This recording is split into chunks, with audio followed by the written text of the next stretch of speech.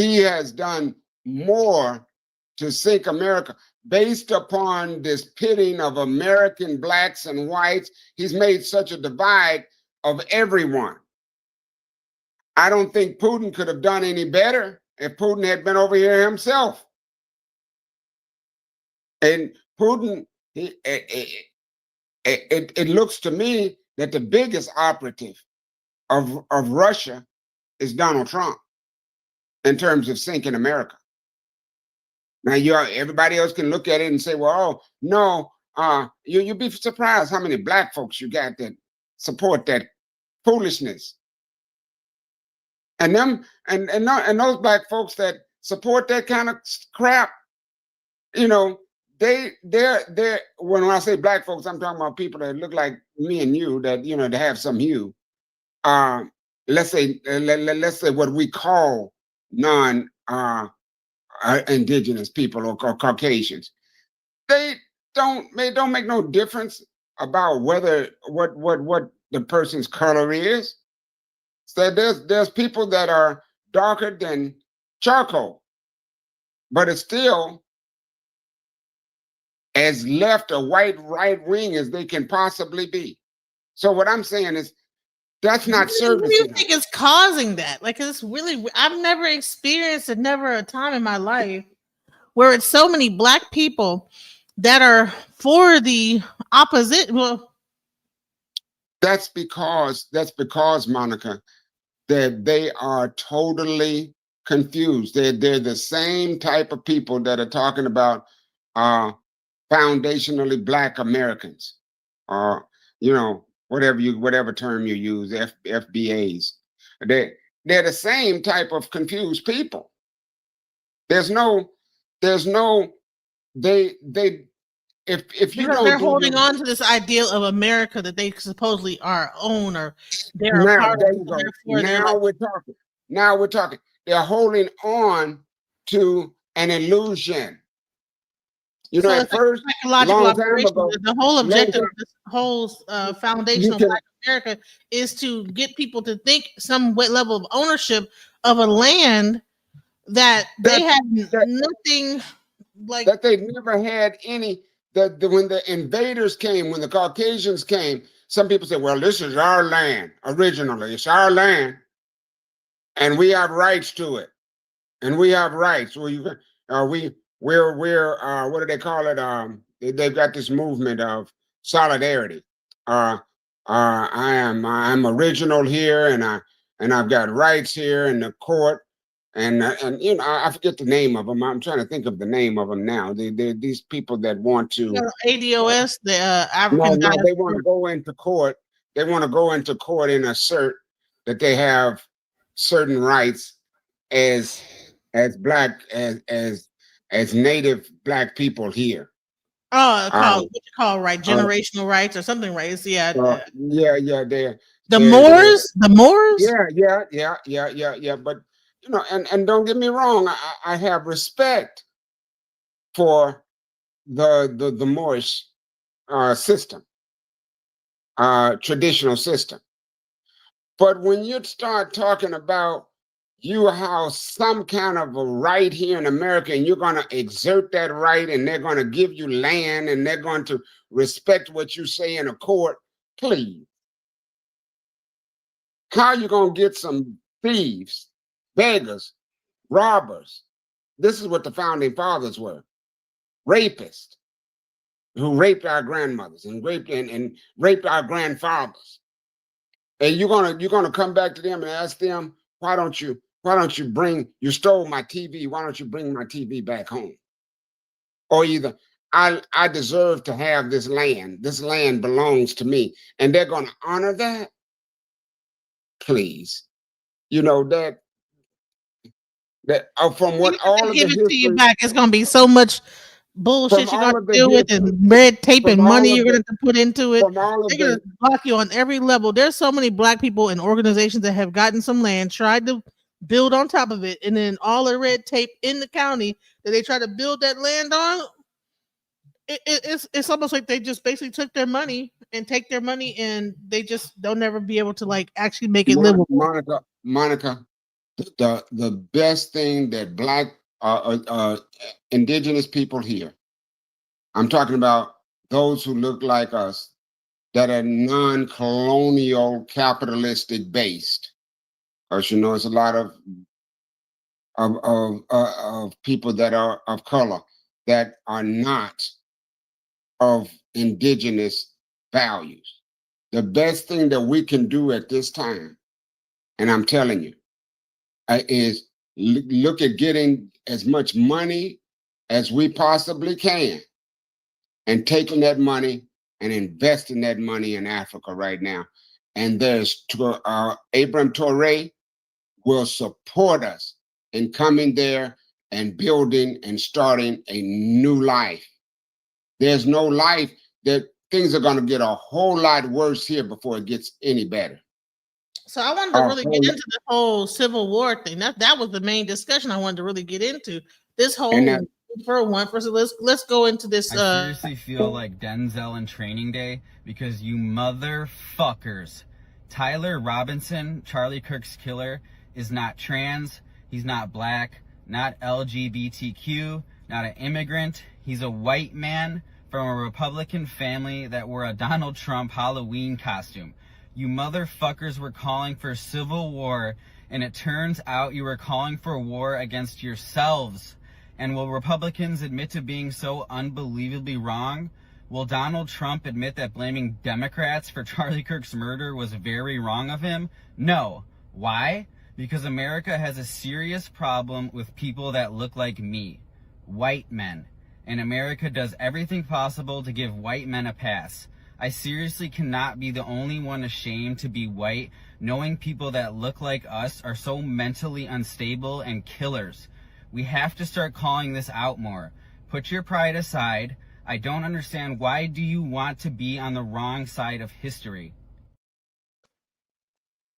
So let's talk about this. Hold on, one day last. After Charlie Kirk was shot, this professor, Sam Richards, tries to issue a dire warning to his students, tries to have a genuine conversation about the real ramifications of what this could mean. This thing could go south, okay? You know what I mean by that, going south, okay? The response of some of these students surprised me, and it's worth looking at. Just go in a slightly different direction. I have a question for you. Yeah.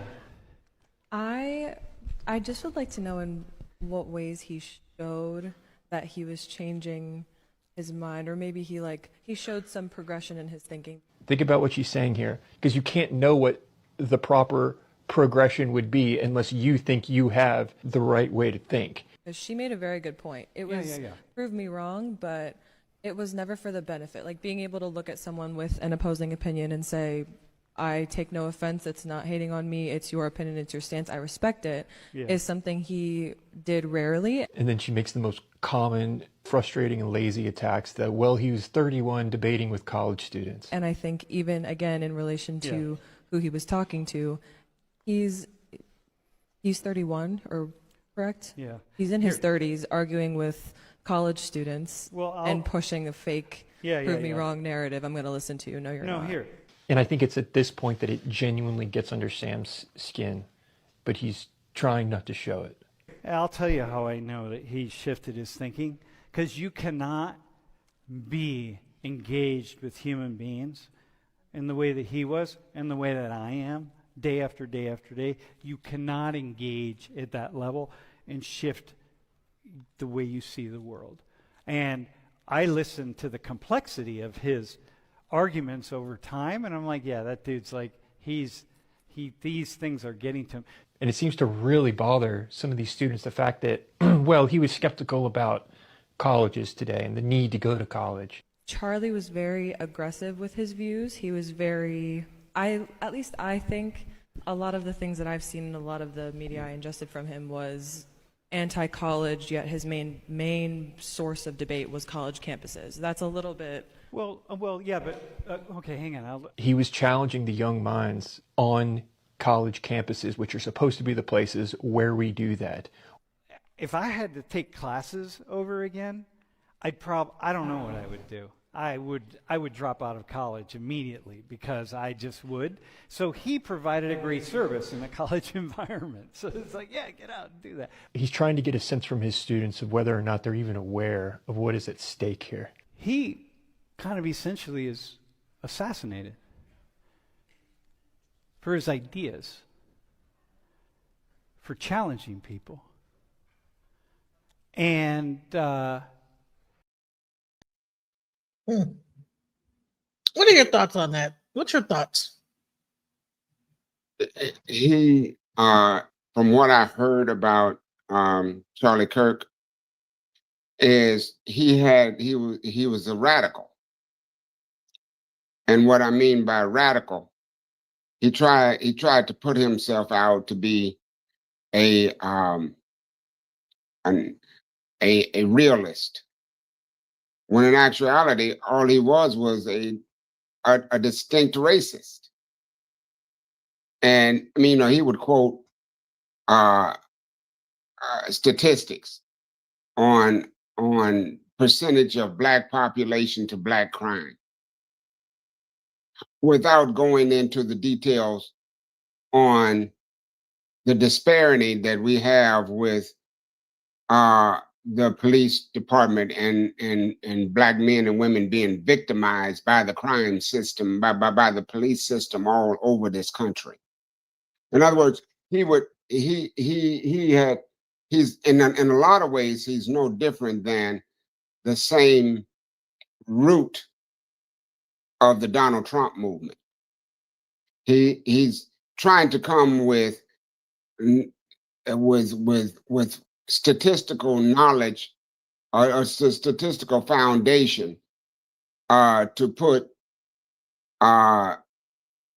African Americans or indigenous people in this country down, primarily black people. And that, that just doesn't, it doesn't wash. Because how do you castrate a group of people who built the country? How do you castrate a group of people who during slavery were the foundation of Wall Street? Inventions, every invention in the United States, if we were to take back everything in the United States owes us, there would be no United States. So what I'm saying is, he is just, in my take on him, just a regular privileged white boy that is out there trying to justify things that are preposterous in terms of what this nation actually stands for. Nobody wants to look at directly or pull the sheet off of America. Yet it continues to rampage and burn down the very fabric of its nation. It's not, that's my complete take as far as he's concerned. I have very little respect on what he was trying to say to sway the minds of the ignorant.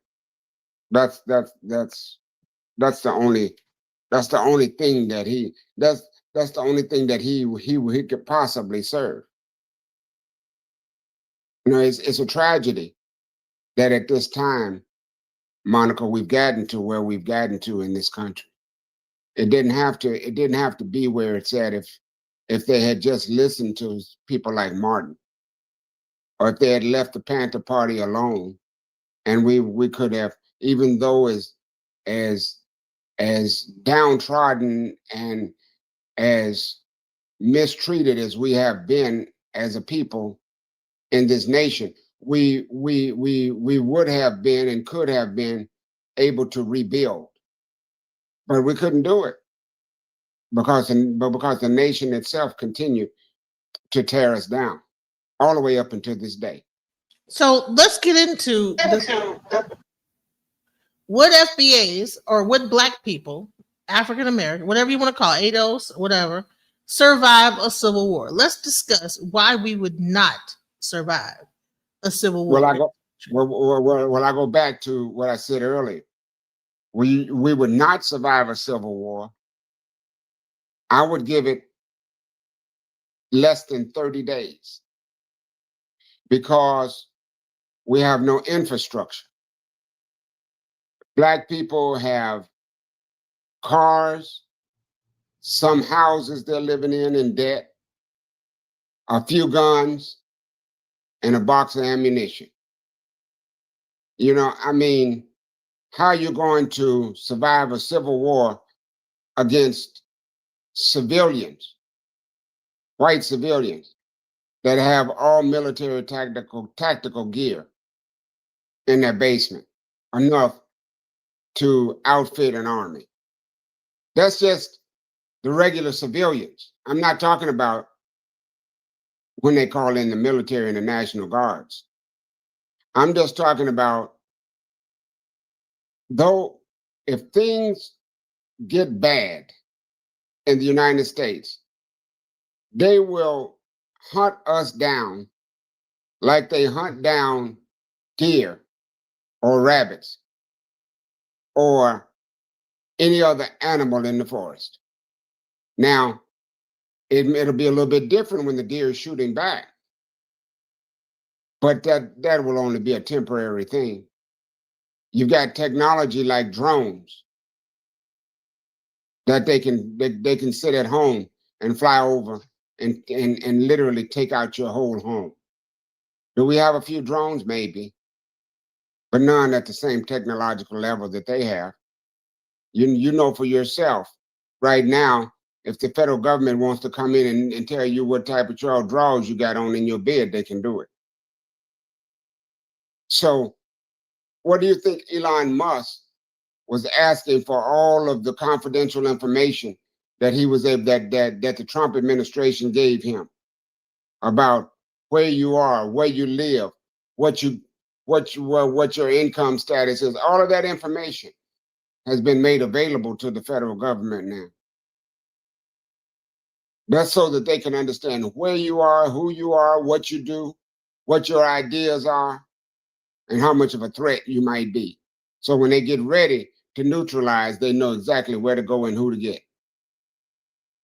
You know, I mean, this whole thing is rigged. It's a lot bigger. And I don't, please don't think that I have a genuine love in my heart for our people. But they operate, Monica, in a fantasy world. In a fantasy world. I do not want to see a civil war break out in the United States, given the condition that we're in socially, economically, and politically. I would like to see if there was such a war that was going to be fought, we should have fought that war when the white Confederacy was fighting against the Northerners during the Civil War. We should have seized the South and been ready for when they came back to shoot them down in their spot and to shoot them down before on their way home. We should have been strapped and ready together. We should have gotten together and took the South while they were in battle. That's the only war that we might have been able to overcome. Do you think that they thought that even with when we started to build our cities and when people got free and they began to build those cities around America, you know, like Lake Lanier, where Lake Lanier used to be, and let's talk about those places that, you know, actually were, you know, when people became free, people moved to those black cities, and then they put highways into them. They, you know, I mean, anytime we have tried to come together and build a city in America, it has gotten destroyed. Monica, let's not only talk about that. Let's talk about the better than I don't know how many is it, almost 200, I think, black towns that they flooded underwater. That is in Right. within the United throughout the United States. Yeah. They're whole black towns underwater, and now they use them for amusement parks. You understand? What? What Amusement parks are built on top of old black towns? Absolutely, underwater. Google it. Wow. All throughout the United States, they first of all, black people always lived in the area of town that they didn't want to stay, which was the low-lying areas, the swamps of the town. And that's why it was always called Black Bottom or such and such bottom. Deep Ellum, even Deep Ellum was a town, little small. So what they did is they let go of the dams because the water had started running over into the white areas, not flooding the white areas, but just it had started the water had started to overflow into white areas. They let loose the dam and flooded the black areas, knowing that they were going to kill thousands of people. And they did that. All you got to do is go online and pull up black cities that were flooded, or black cities that are underwater. And it will give you an account of how many black cities throughout the United States are underwater due to the white people not wanting standing water in their areas. And in other words, to relieve so that the water would not overflow in the white areas. I'm not talking about flood the white areas so that there wouldn't be standing water in their front yard. They flooded. They let go. They broke the dams so that all the water would run into the lower lying areas where the black people were living. And that's the same thing that happened to Katrina, correct? They said that the levees broke, or did yeah. But I mean, we're just talking about, if you want to talk about the atrocities in America, the atrocities go on, and they would like for us to just go to sleep about those things. And you got those people. Well, and there's nobody that is alive now. I saw online today. There's nobody. One Caucasian woman. There's nobody alive today that owned any slaves. That's the kind of excuses they'll give you. No, there's nobody alive now that owned any slaves, but there's millions of people and corporations that are benefiting from slave labor today. What about that? Your insurance company, Aetna, Bank of America, Wells Fargo, all your major banks, funded the whole thing. All of the country is living off of slave labor. And our illness is that we sit back as if it's business as usual. That's our illness. There's no reason why there's no real reason why we're not at war with America today, other than the sickness of fear and ignorance and brainwashing. So what do you think about so you have people, when this whole Charlie Kirk situation happened, you had people screaming, but they're trying to say it's against the Democrats. Is Democrats another word for nigga? Or what is Democrat? What's this whole thing, this civil war against how would you know if you had a civil war who's a Democrat and who's a Republican? If this is not a war against just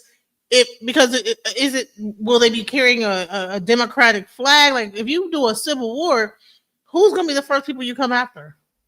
if you are a right Republican. As I said, I used the term, the Civil War will be a condition of anarchy. It's not going to be, well, just white against black. It's not going to be that. It's going to be, they know very well where, and we're segregated in terms of areas and towns and places within the towns. America's very segregated. It's more segregated than it was back in the early 1900s today. So it's going to be factions fighting against other factions. You know, that's what that's going to be. It's going to be separation of class, separation of ideology. The Trumpites versus the non-Trumpites.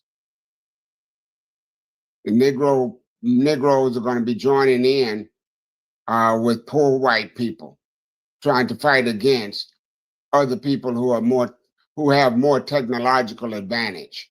You know, that kind of thing. In other words, it's going to be just, I know you've seen these movies.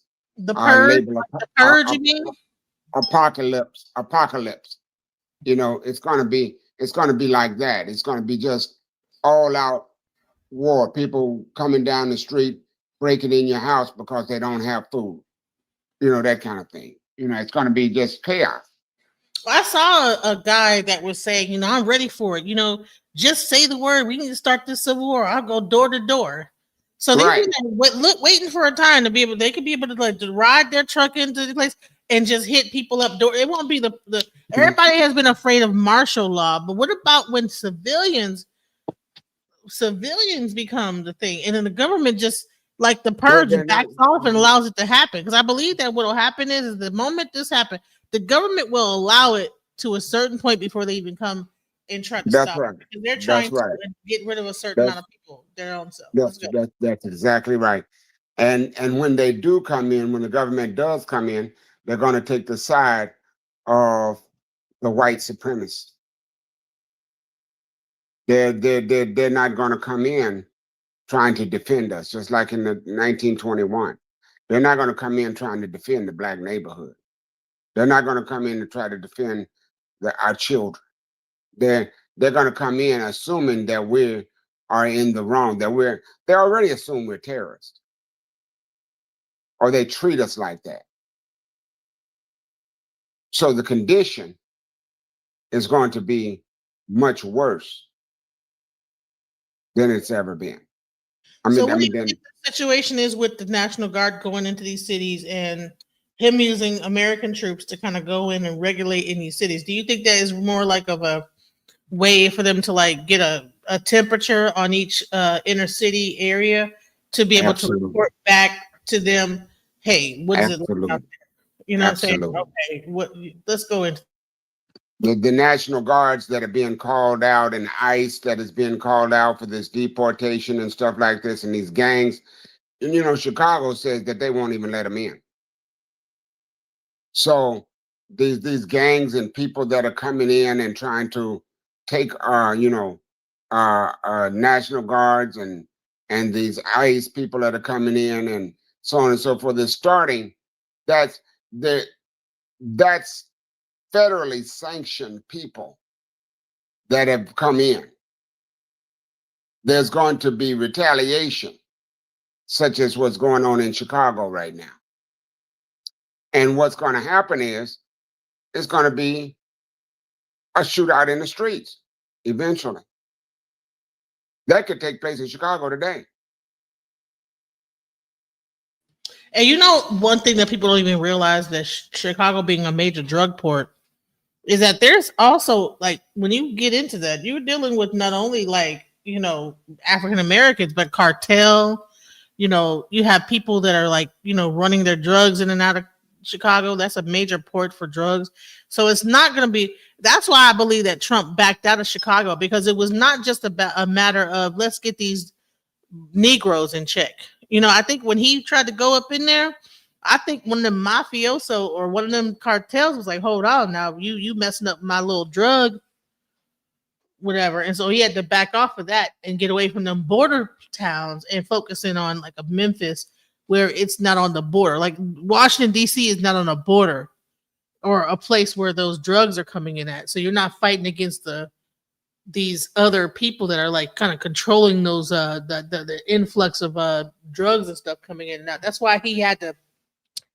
What do you think about that? Do you think that might be the thing? That you're going to have selective places that are going to be strongholds all around the nation that Trump himself are connected, he's connected with. And that you remember, you don't forget he's a criminal himself. So he understands the game. So the whole thing not only has been, not only is going to be played by power and politics, it already has been played by power and politics. And so that'll continue to go on. There's certain places that won't be touched. There's certain places that will be. You know what I mean? They're going to continue. It's all about the rich becoming richer. And the middle pair, and soon there's going to be no such thing as middle class because there's going to be the rich and the poor. That's all. You know, it was so crazy. I found out that there was 900 billionaires in America.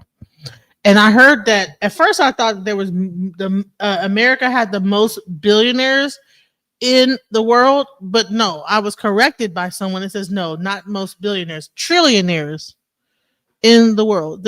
America has the most trillionaires in the world. There should be no reason why this economy is the way it is. Everything is the way it is. And you can't be that goddamn rich. Come on now, you're a trillionaire. I mean, just give 1 billion. If they taxed all of the people that are trillionaires and took that money to rebuild the infrastructure, the roads, the highways, the dams, the water facilities, and so on and so forth. If they built the infrastructure, which is dwindling away, breaking, Florida has broken 2 or 3 times with toxic waste and so on and so forth, because the rich are not being taxed, so there's no revenue coming from there. The poor can't be taxed because there's no revenue there. And the middle income, or the few people in the middle class, don't have the money to be taxed. So there's no greed. America's own greed, the foundation of greed in America is what's going to eat America's lunch. It's a cancer that is now at its last stage of terminal. It's terminalized. If you looked at America, it's been terminally ill for a long time. And now it's on its deathbed. So I wanted to show this video that you told me to look at. Hold on, let's look into this. You told me to look into what's his name? Richard Wolff. Let's go into what he's saying.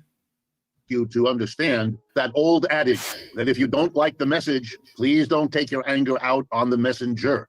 I am going to be describing to you as best I can what the situation is with the United States' economic system, which has a name. It's called capitalism. And it is, to give you a hint of where we're going, it is a system in very deep doo-doo. It is in the greatest difficulty that I have ever seen in my life. And you can tell from my white hair that I've been around a while. I never expected to see what I am experiencing.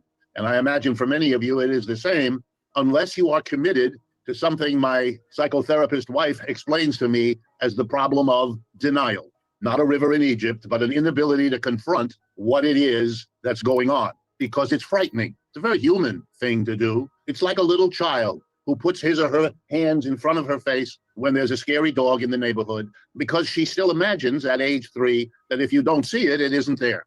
And if you don't see what's going on around us, then perhaps it isn't there. And that is something which our political leaders and our cultural leaders and our economic leaders, that's one thing they all have in common with very few exceptions, namely a commitment to denial. So my presentation today is going to try to break through all the mechanisms of denial that surround us in order to tell you what I think is going on. 1976, the denial blew up in its face as the colonists here in this part of the British Empire, by the way, a relatively small, relatively unimportant part of the empire, wanted its independence.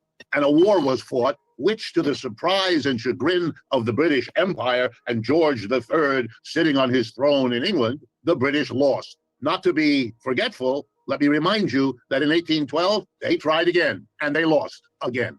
And with that, set in motion the disintegration of the British Empire, which ended in World War I. Out of it emerged the American Empire. American capitalism across the 19th century resolved certain key internal contradictions holding them back, most notably the bizarre coexistence in this country of a capitalist Northeast and Midwest and a slave South. That was resolved by the willful destruction of slavery by the capitalists. Remember, the Civil War is the expropriation without compensation of the single most important wealth of the South in this country, the slave. The slave was emancipated and thereby the white master impoverished. A very stark disregard for the sanctity of private property. Hey, Pam Mulattoism, you wanted to make a statement? Yeah, so y'all able to hear me clearly? Yeah, I am. Yes, and I'll get right to it. I'll be honest, I disagree with you all's opposition against the FBA movement, but I have to ask a question with all due respect. Why are you all seeking unity with the descendants of the same Africans that sold your own ancestors to the Caucasians? Do you want me to take that, Yeah, go ahead. Monica? You're my guest, so yeah. I'm glad you asked, and brother, please don't think in any way that I'm being disrespectful when I talk about this FBA movement or whatever these young people are talking about. I'm talking when we talk about African slave trade. You have to reference Henry Lewis and his documentary that he did on that whole issue. Unfortunately, we have been brainwashed to think that the majority of our brothers and sisters sold us into slavery. That's a lie. Respectfully, That's a lie. I never said that. Respectfully. Okay. Well, you have a few, but it was more than a few, and I apologize for interrupting you. But let's be honest about it. Well. I'm not being honest. I'm studious. I know what I'm talking about here now. In terms of, I can go into the specific tribes if you want, but that's not. Exactly. We don't have time for that. Well, no, we could. Well, let's go into the tribes, please. Well, there's no. I mean, there's no reason. That's not the. But that's not the point. It is the point, though.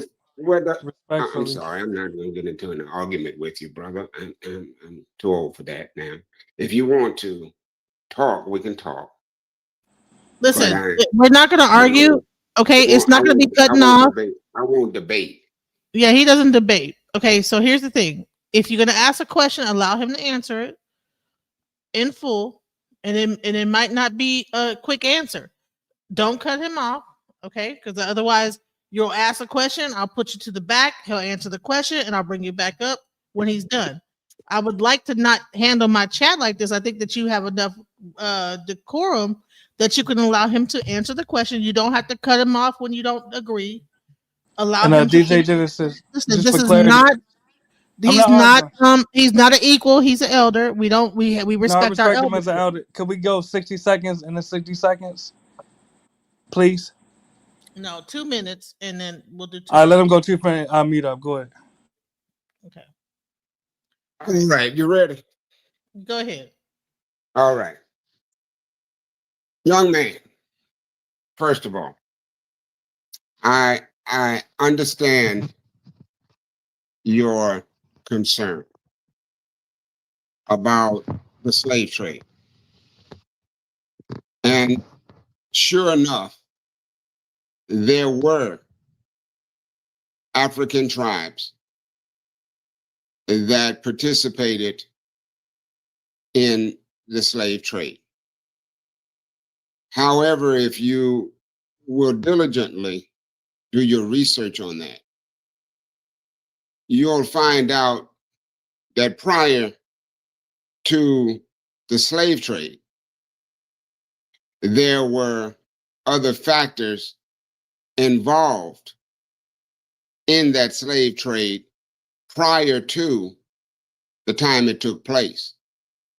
If you go back to Portugal, which is roughly in the 16th century, you'll have to understand that Europe was laying the foundation for the slave trades when the Moors were driven out of Spain. The ungrateful people that they were, the Europeans, who, of course, we brought them out of the Dark Ages. In Rome, we literally brought them out of the Dark Ages, and then later on, they started laying the foundation for the slave trade. Now, when they went in to Africa, you might have not, if you want to read a book on it, it has to do with G.M. James, called A Stolen Legacy. Read that. I think it'd be good for you. He talks about the details of how things were constructed and how the Caucasian or the European set things up so that the slave trade may be accomplished.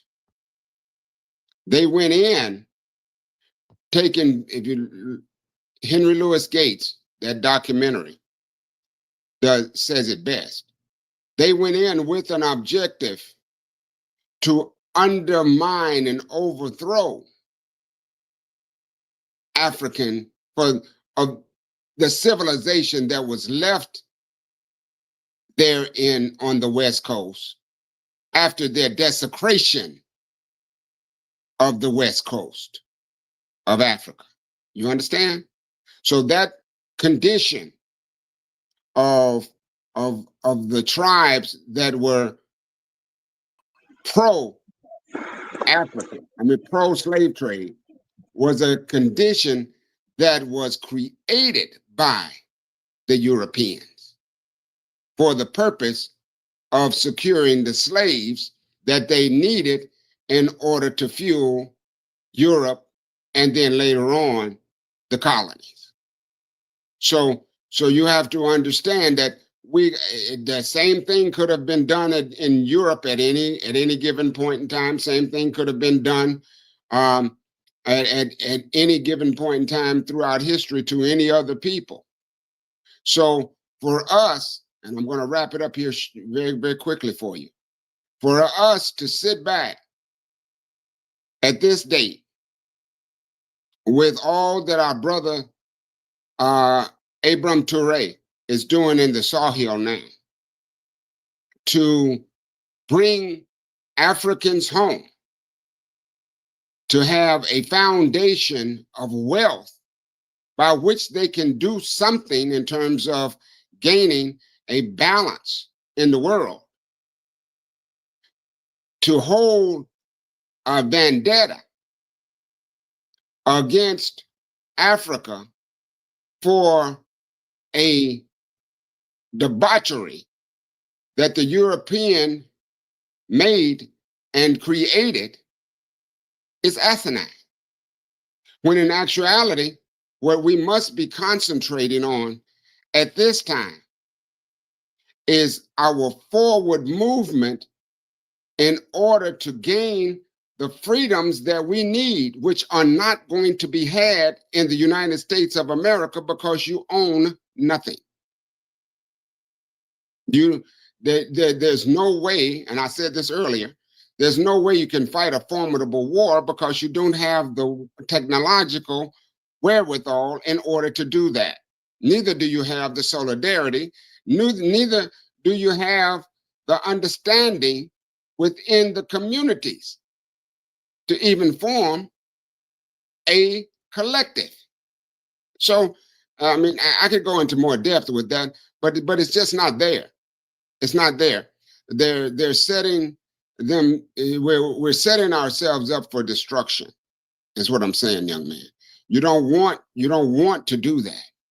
What you want to do is to link on to the motherland, just as China links on to the Chinese, just as Japan links on to the Japanese. All of those countries and all of those people in America have a foundation because they link on to the land of their origin. And we most certainly should, because all of the world's resources are in our motherland.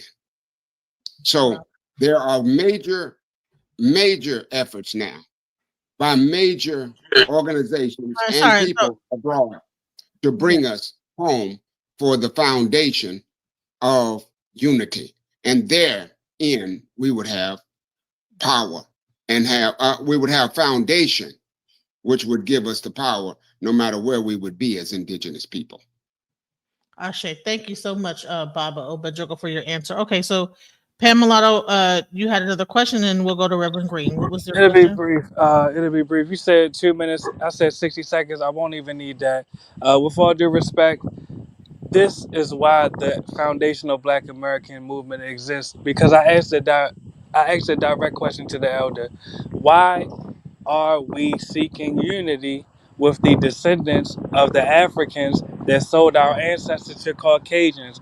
Or in other words, why are we seeking unity with the co-conspirators in the enslavement of our ancestors? And with all due respect, he took over 2 minutes. He probably doubled or tripled his 2 minutes. He was not able to articulate. He's allowed to do that. You know what I'm saying? And this over here, we respect people that are exactly. And I'm not even. Well, you say I was everybody don't talk fast. You know, a lot of like when people are like older, they take their time with their words because they want to make sure that they are heard and they get. No, I hear that, but allow me to at least finish my statement. There's no point of like going into how like long. No, not well. Actually, you are derailing the discussion. Yes, my point is, and if you didn't interrupt me, I would have already made it. The point is, in all the time that he took, he has not addressed the question. So, with all due respect, I'll ask you or the Reverend Green on the panel: why should we seek unity with the descendants of the people that sold our ancestors to Caucasians?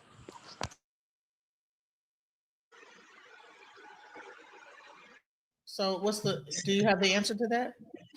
Like when he's saying why would we? I explained it. I wasn't asking him though. With all due respect, I wasn't asking the elder. Yeah, I wasn't asking the elder. I've explained that in detail. I don't have any more to say on that. See, I wasn't asking the elder. I asked you, DJ Genesis, or the brother Reverend Green on the panel. Well, I think it made. I think he made his point very plain, and I think that it makes a lot of sense. Why would we? So okay, so we say, well, you know what? You guys enslaved us. Well, we don't know exactly. Africa is a continent. It's not a country, right? Africa is taken up. It has Ethiopia. It has like how many different continents are in Africa, right? Now he talked about Traore. Now I'm not sure how many people came from that region in Africa, and if those were the exact people that sold us out, right? So I'm trying to understand is that why are we trying to lump Africa into one group of people that sold us into slavery? Now you said why are we trying to a bunch of people that actually sold us into slavery? Exactly. Right? That's what I said. I never said all Africans. Okay. But that's not the point that we've been trying to make. We're not saying that you are. No, we're not. No. Well, I think you've been missing the point. You're missing the point. If that's what you think we've been saying, you're missing the point, sir. Well, actually, with all due respect, I heard the point. Just told you. We'll go ahead and make the point again because you interrupted me every time I speak. So I'd rather you make your point and then let me go. Okay, I made the point. The point was is that Africa's a continent. Okay, there was a small group of people that sold us into slavery. So I don't feel like we should hold the entire continent of Africa responsible for a small group of people that sold us into slavery. That's the reason why I think that we should not be Good way to boil it. Good way to boil it down. And just so I'm clear, when we say a small group of people, you realize that literally, virtually, the majority of the tribes in Western and Central and Sub-Saharan Africa were complicit in slavery. That's not a small group at That's all. not true. Okay, so then what part did I say that wasn't true? Just correct me. That's not true. Which part? If you go back into the history Yes. of the actual slave trade, the majority, again, I want you to, brother, go look at the documentary that Henry Louis Gates made on that very subject. I think it'll help you to enlighten. It would enlighten you greatly. There was most of the slaves in actuality were taken from West Africa. Exactly, as I said. But the majority of the tribes of West Africa were not involved in the slave trade. No, that's not Just true. so I'm clear. All right. So even if I take your argument, so let's name the tribes that were complicit. You had the Yoruba, the Ashanti, the Fulani, the Igbo, etc. My question is, if you acknowledge the tribes that did sell our ancestors to the Caucasians, would you agree that we should not at least seek unity with them? That would be ludicrous. And Well, the reason why and let me tell you why that would be ludicrous. At this given point in time, we're not talking about division, we're talking about unification. And the unification that we need as a people is monetary at this point. United States, black people own nothing. And as a consequence, they have no real power in the United States. But we have more wealth than Africans, though. You have That's what? the truth. We have more billionaires and millionaires in the U.S. than the entirety of Africa. Yeah, so we have to be realistic. But the money itself is fiat money, and the economy itself is on the verge of collapse. What are you talking about? But the resources of Africa are controlled by the Europeans, the Russians, and the Chinese. That is not. That's absolutely absurd. That is the truth. And let's not argue. Let's not make. No, it's not. That's not the truth because there are plenty of absurd. Hold on, there are plenty of African leaders that are in control, that are independent of colonialist rules. So can you name them? Can you name them? The majority of them. You please the majority of them now is. Yeah, please name them. Let's talk Burkina Faso. Go ahead, right? Get your pen out. Yeah, I'm listening. Go ahead. Burkina Faso.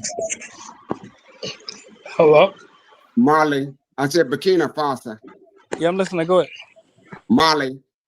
The Russians are in Burkina Faso, but keep going. I'm listening. Well, yeah, of course, but the Russians are part of our network of the BRICS. Whoa. We're talking about independence.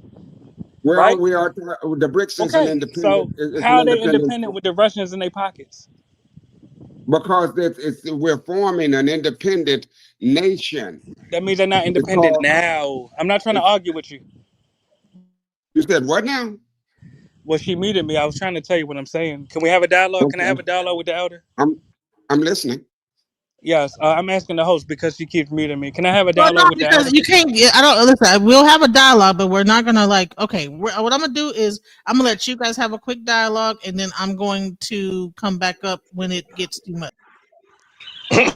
Yes. The question is, with all due respect, you have to acknowledge that when you say that Black Americans don't have any power in the U.S., that's debatable. But you can also say the same about the Africans in Africa not having any power.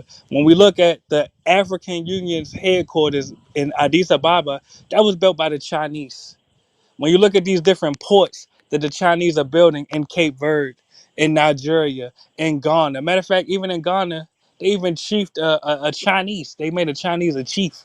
So with all due respect, even in Congo, if you look at the list of the different nations, such as South Korea, China, Indonesia, the U.S., that are literally stealing the cobalt out of their country, brother, you cannot sit here and gaslight me into believing that the Africans are in control of their resources. So my question is, and I'll be concise, I'll land my plane with this.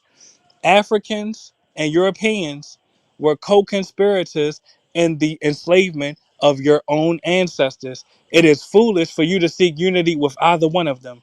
They have more of a loyalty to each other than they will ever have to you, brother. Elder, respectfully. Well, again, I'm going to be brief with this because of the time we've got left. Um,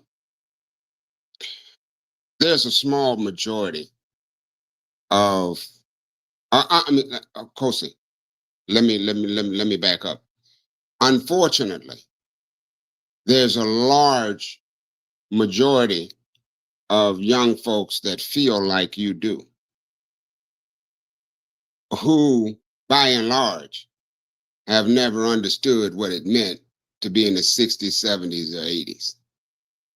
So you're thinking right now that you have a foundation to stand on in the United States of America, which is absolutely as far as delusional as you can possibly be. The only refuge that the so-called black people, I don't know why they use that term, so-called black people in the United States have would be to play to power. And there is no power in the United States for them to play to.